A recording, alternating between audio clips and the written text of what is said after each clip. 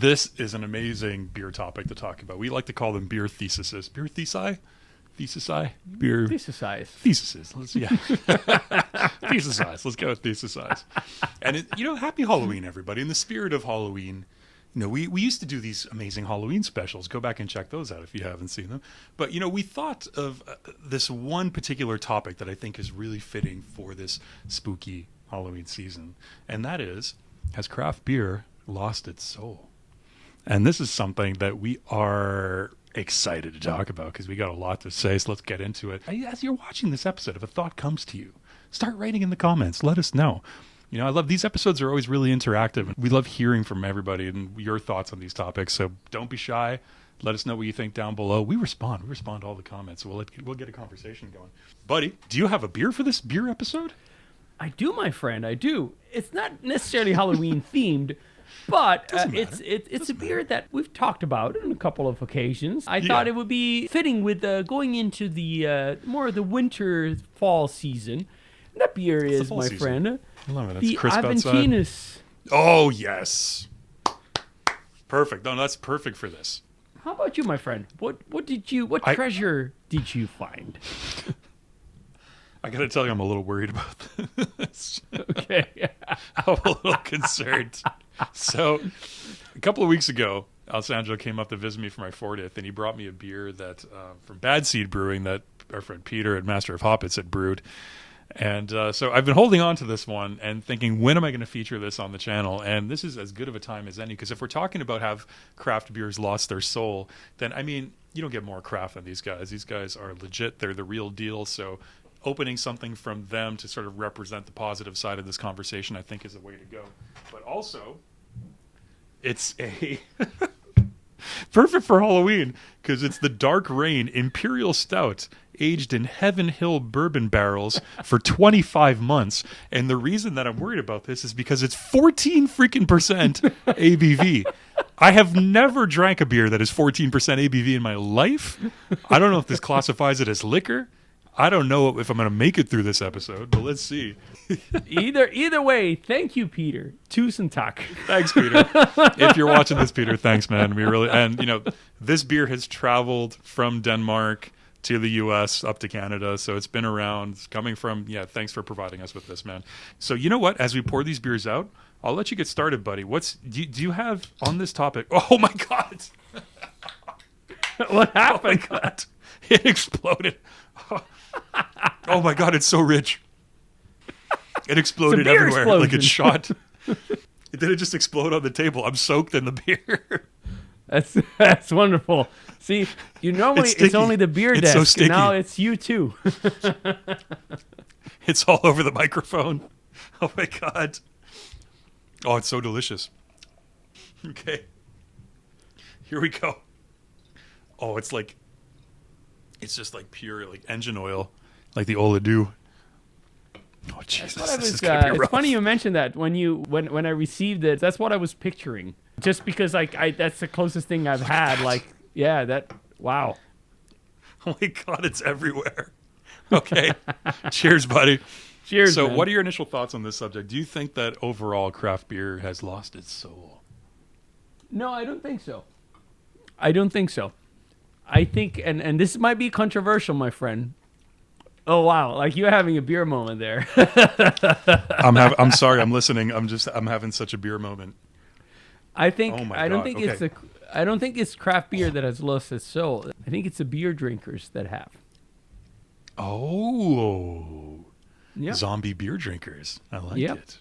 Please elaborate, my friend. Elaborate. Yeah, I think craft beer is obviously trying to please the drinkers, and the reason is obviously because they're their customers, and therefore they're chasing as much as possible the trends in order to leave the shop open. So that makes complete sense. I think what matters is if you believe and want craft beers to continue doing what they're doing, you need to support them. It's important to go to your local craft breweries, the ones that you like, of course, that you think are doing things in the correct way. Purchase their beers, and try to to do your part, like to keep that energy going. Breweries are kind of like following the trends as much as possible, and they're trying to do what makes sense, and it's still staying true to their messages. But at the end of the day, if certain trends are selling more, like they're kind of like not forced, but they're obviously going to chase those trends because they are going to help them stay. It's a financial decision at that point. Exactly. Yeah. What I do think is that craft breweries are becoming more and more creative in how to interpret those styles and make them their own and bring in their messages. And for what I've seen, at least here in the U.S., I find that there's a lot of creativity out there, a lot of breweries that are trying their best to make even normal styles or rediscovering old styles that are not popular anymore and trying to bring them back on the map and reinventing them in a way. So I think the craft brewers actually are at their peak right now. Like when I think about like the at least here in the US, like the amount of craft breweries that exist and the offerings that they have, it's mind-blowing. Let's also be mindful about it. So if we think that there are some that are better than others, then let's show that and try and support them. That's kind of my thought on the topic.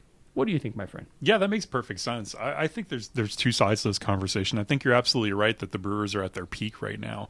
I think the good craft breweries are better than they've ever been in terms of what they're producing and the variety of what they're producing and the quality of what they're producing, I think, from what I've tried. But I think there's a two-sided point to that conversation to be made, which is one side is that if you go into any grocery store now, the just oversaturation of craft beer, I think, contributes to that feeling of it having lost its soul. When you go into a grocery store and you look at the wall of craft beer, or you go into wherever you get your beer, and you look into the dozens and dozens and dozens of microbreweries and the hundreds of different hazy IPAs that are on the wall, and you're looking at them all and you're like, well, this is just, it's become soulless in a way. It's become just everybody's making the same 3 or 4 beer styles. And you would have to go through and individually try them all in order to determine, okay, which ones are unique, which ones are different, and how are they different. But obviously, financially, time-wise, that's not possible. So because of the oversaturation of the market, they kind of all blend together, unfortunately. Unless you have some kind of personal connection to the brewery, if you're just at a shop, in your bottle shop, and you're looking at this wall of IPAs, then they kind of all just blend together. And so I think like the heightened availability of this being as popular as it has been for so long, some people would argue it's at a bit of a decline right now. I think it's just gotten to that oversaturation point where maybe it has lost a bit of its soul. Maybe it has lost a bit of that sort of renegade individuality that some of the original craft brewers had, where they were going out there and doing something new and something different, and they were unique in the sense that they were the only ones maybe doing what they were doing. So when I say it's a two-sided answer to this question, I think if you're a casual consumer who's going into a store, I think it all feels a little bit soulless. But if you're going to a local microbrewery, if you're lucky enough talking to the owner, if they're behind the bar, you're trying their different beers, you connect to it for one reason or another, and you develop a connection to them. And you see that, hey, they're doing something unique, and you learn this from the inside, what it is that they're doing uniquely. And you're trying their seasonals that maybe they don't can and distribute, that you can buy in the store, that you have to get there on tap when they only have it around for a couple of weeks till they run out, right? So that is where the soul of it is still very bright and strong, I think. Like, for example, Barry House. I know we've talked about them a bunch on the channel, but that's a craft brewery that we discovered together. We grew an attachment to. Obviously, you live down there, I don't. You're a part of their mug club now, and you go there a lot, which is beautiful. So for that's full of soul. That's just the definition of having soul and character and spirit, right? But that's a personal connection that you form to this brewery. And I have some here as well that are like that for me. And so as a general question, has craft beer lost its soul? Maybe. It has, but it hasn't. I think oversaturation is just what it is, and it's inevitable that that's going to dilute it. But it's there. You just got to look for it. That's a great way to end that, my friend. Like, it's still there, but it's up to you to find it. That's right. More than ever, it's at the micro level. Yep. More than ever, you need to find these places, choose a place, go there, and try everything they have and learn about them. And see if you connect to it. If you do, beautiful. If you don't, pick another one. There's plenty of them out there for you to find and connect with. You just got to date around and find your beer soulmate. That's it. perfect way to Oh encapsulate God. that, my friend.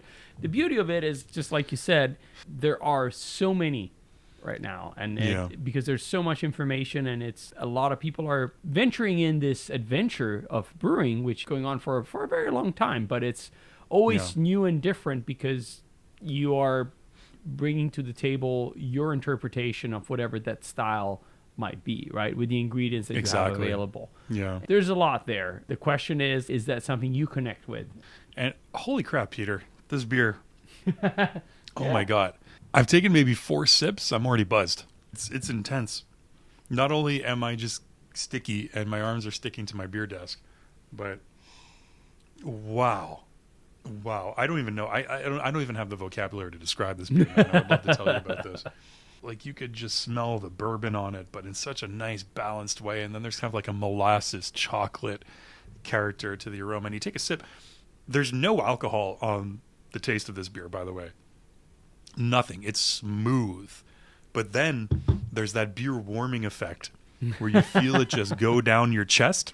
And I wouldn't even say there's that much of a strong aftertaste on it, but you feel it in your body. It just like warms you up and then sits there. And it's just like, man, like I sweat a little bit after taking a sip of this beer. Like the craftsmanship on this. And again, this is the beauty of craft beer. Doing this, aging it for 25 months in Heaven Hill bourbon barrels to produce this amazing, incredible beer experience like this that's so masterfully crafted. Even though I'll be completely honest, this particular style of stout, this highly, this high end ABV, not my particular thing. I do enjoy, barrel aged stouts. Like this is a little bit, not quite my thing, but oh my God, I can appreciate the craftsmanship here. This is beautifully done. Cheers, everybody. Let us know down below, what do you think about this topic? And happy beer Halloween. Let us know. Do you have any go-to Halloween beers that you like to crack open around this time of season? Do you like the pumpkin beers? Let us know down below. No matter what you do, don't forget to close your Halloween beer brackets. Never forget. Cheers, everybody. Cheers. I'm going to lose my beer soul after drinking this. It's crazy. Ooh. Ooh.